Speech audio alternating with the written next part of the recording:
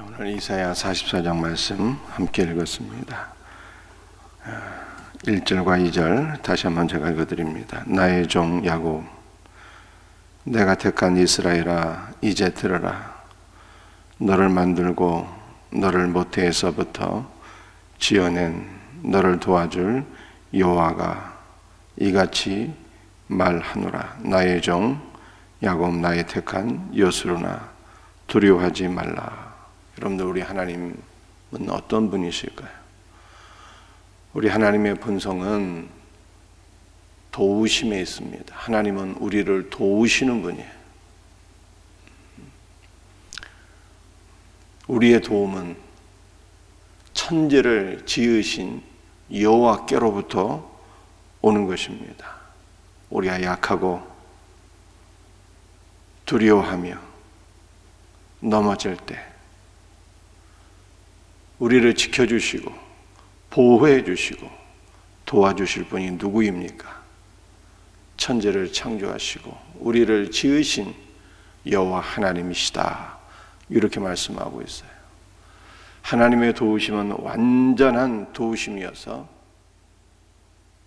그의 도우심 안에 우리는 늘 회복되고 풍성한 삶을 누리게 되는 것입니다. 그러므로 우리는 하나님의 도우심을 믿고 의지하고 신뢰하며 그의 도우심으로 인하여 두려워할 필요가 없어요. 나의 택한 여수로나 두려워하지 말라 그러잖아요. 도우시는 하나님이 우리와 함께 계시기 때문입니다. 자녀 양육도 하나님께서 도우시고 직장 생활도 하나님께서 우리를 도우시고 영육간에 회복되는 것도 하나님께서 우리를 도우시는 거예요. 그분은 우리를 지으시고 천지를 창조하신 만왕의 왕이 되신 하나님이시기 때문에 그분의 도우심은 완전하고 그분의 도우심은 우리를 살리는 거예요. 얼마나 감사한 일입니까? 여러분들, 하나님의 본성은 도우심에 있기 때문에 우리도 누군가를 도우며 살아야 되는 것이죠. 도우며 산다는 것은 하나님의 본성을 따라서 우리가 하나님을 닮은 삶을 살아가는 거예요. 얼마나 복된 일인지 모르겠어요. 하나님께서 아담을 위하여 돕는 배필을 주셨는데 그게 하와 아니겠습니까? 그래서 흔히 여성이 남성보다 오히려 못하고 열등한 존재가 아니라 더 나았고 우월한 존재라 성경이 이렇게 말씀을 하고 있는데요, 그 이유는 돕는 자이기 때문입니다. 돕는 자, 하나님의 본성으로 돕는 자입니다. 돕는 자. 여러분이 돕는다라고 하는 것을 다른 말로 바꾸게 되면 섬기는 것을 의미하는 것입니다. 우리 예수님은 이 땅에 오신 목적을 이렇게 말씀하셨죠. 마가복음 10장 45절에서 내가 온 것은 섬김을 받으려 함이 아니라 도리어 섬기려 하고 자기 목숨을 많은 사람의 대성물로 주려 함이니라. 우리 예수님은 도우시기 위하여, 섬기시기 위하여 이 땅에 오셨대요. 섬기시는 예수 그리스도로 인하여 우리는 죄사함과 영원한 생명을 얻게 된 것입니다. 우리 예수 그리스도 안에서 죄사함과 영원한 생명을 얻은 성도의 삶이 무엇이겠습니까? 그것은 우리도 예수님처럼 섬기며 사는 거예요. 예수 그리스도의 마음으로, 예수 그리스도의 생명으로, 예수 그리스도의 능력으로 섬기는 삶을 사는 것입니다. 여러분들, 우리 주변에 연약한 자들이 있지는 않습니까? 두려워하는 자들이 있지는 않습니까? 어떻게 하면 좋을까요? 하나님의 본성은 도우시는 거예요. 하나님께서 우리를 통하여 모든 연약한 자들을 도우시고 붙잡아 주시는 그러한 역사가 일어날 수 있기를 예수 그리스도의 이름으로 축복합니다. 하나님께서 도우시는데 누구를 도우시는 것일까요? 나의 종 야곱, 나의 택한 여수로나 두려워하지 말라, 이렇게 말씀합니다. 나의 종 야곱이라 하잖아요. 여러분들, 야곱은 이스라엘의 이전 이름인데 참으로 연약한 야곱의 모습을 다 이렇게 내포하는 것 아니겠습니까? 아직 변화되지 못한 야곱이잖아요. 늘 자기의 지혜와 능력으로 살아가고자 하는, 남을 속이며 인간적인 수단과 방법으로 살아가는 연약한 야곱을 가리키는 것 아니겠습니까? 여러분들, 하나님께서는 누구를 도우시는 걸까요? 비록 연약하지만, 부족하지만, 그럼에도 불구하고 하나님께서 택하셨기 때문에 우리를 사랑하시고 우리를 도우신다는 거예요. 얼마나 감사합니까? 우리가 완전해서 우리를 도우시는 것이 아니라 우리가 부족하지만, 연약하지만 하나님께서 택하신 종이기 때문에, 택하신 자녀들이기 때문에 우리를 도우신대요. 그러므로 언제나 우리를 도우시기를 기뻐하시는 아버지 앞으로 나아갈 수 있는, 우리 주 예수 그리스도께로 나아갈 수 있는 우리 복된 성도들이 될 수 있기를 바랍니다. 하나님께서 도우시는데 또 누구를 도우시는 것일까요? 내가 택한 여수로나 라고 말씀하고 있어요.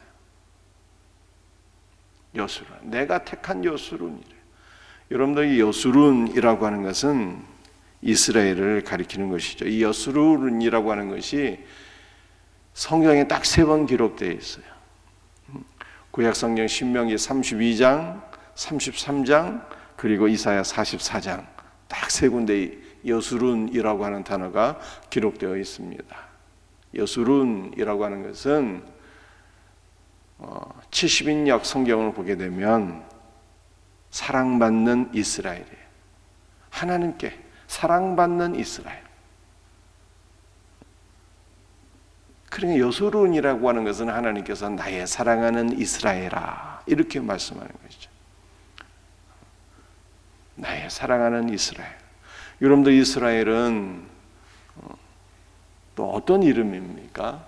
이스라엘은 야곱의 변화된 이름이 이스라엘이잖아요. 하나님께서 야곱의 환도뼈를 분질러 버리셔서 야곱이 더 이상 자신의 능력으로, 자신의 어떠한 얄팍한 지혜로, 인간적인 수단과 방법으로 더 이상 살 수가 없었어요.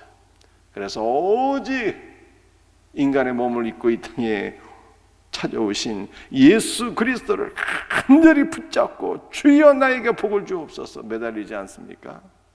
전적으로 예수 그리스도를 믿고 의지하는 하나님의 자녀들을 가리키는 거예요. 여수로는 사랑받는 이스라엘이잖아요. 그 이스라엘은 전적으로 주여 나에게 복을 주옵소서, 예수 그리스도를 의지하고 소망하는 믿음의 자녀들을 가리키는 거죠. 믿음의 자녀들. 하나님께서 우리를 도우시는데 믿음의 자녀들을 도우신다잖아요.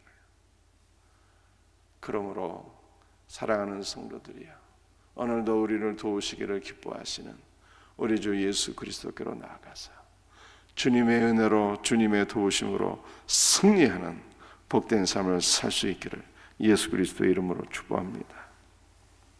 3절 말씀 한번 보시겠어요? 나는 목마른 자에게 물을 주며 마른 땅에 시내가 흐르게 하며 나의 영을 내 자손에게, 나의 복을 내 후손에게 부어주리니. 여러분들, 이 성경에서 물이라고 하는 것은 하나님의 은혜와 생명을 가리키는 거예요. 그러나 목마르다라면 그러면 어떤 뜻입니까? 하나님의 은혜에서 멀어진 자들을 가리키는 거예요. 이게 영적으로 목마른 자들, 영적으로 주님의 은혜와 생명을 마시지 못해서, 생수를 공급받지 못해서 영적으로 궁핍하며 영적으로 죽어가는 자들을 가리키는 것입니다. 나는 목마른 자에게 생수를 주며, 이런 뜻이죠. 마른 땅에 시내가 흐르게 하며, 이스라엘의 광야는 비가 오지 않아서 땅이 쩍쩍 갈라지고 사람이 살 수 없는 그러한 땅인데, 그러한 마른 땅에 주님께서 은혜의 단비와 은혜의 빗줄기를 가르쳐 주셔서 그 마른 땅에 시내가 흐르게 하며 하나님의 생명, 그리스도의 생명이 충만하도록 하신다라고 하는 뜻이에요. 이 동일한 말씀을 3절 하반절에는 또 이렇게 표현하고 있죠. 나의 영을 내 자손에게, 나의 복을 내 후손에게 부어주리니. 오순절에 이 말씀이 성취가 되었잖아요. 나의 영을 내 자손에게. 오순절에 성령께서 믿는 자들에게 충만하게 부어지게 되었어요. 약속하신 것을 기다리며 사모하며 기도하라고 하는 주님의 말씀을 붙잡고 10일간 사모하는 마음으로 기도하였더니 오순절에 성령께서 바람처럼 불처럼 믿는 자들에게 부어진 것을 성경이 사도행전 2장에서 우리들에게 말씀하고 있어요. 여러분들, 성령께서 믿는 자들에게 부어지셨다라고 하는 것은 무엇을 의미하는 것일까요?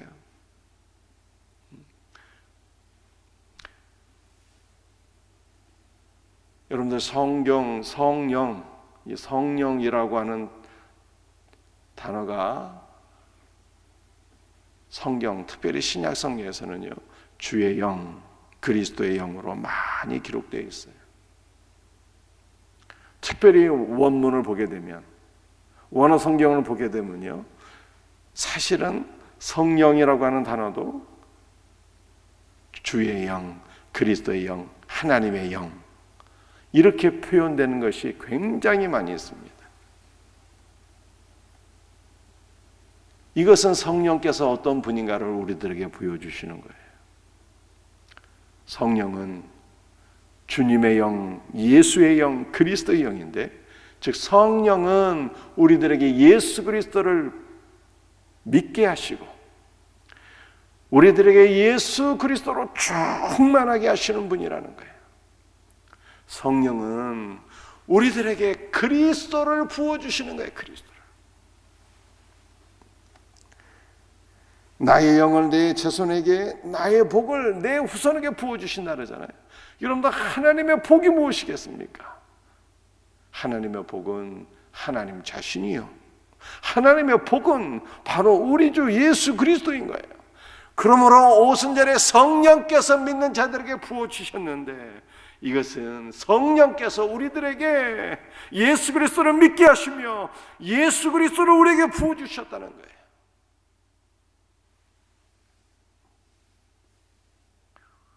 여러분들, 그리스도라고 하는 말이 기름을 붓다라는 뜻이잖아요.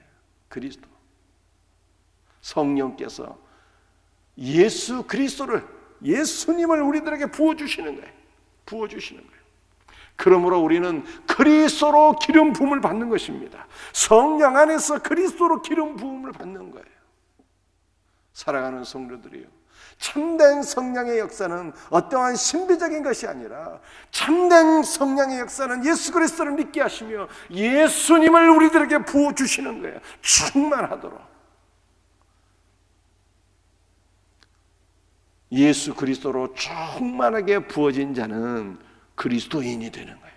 참으로 그리스도를 닮게 되는 것입니다.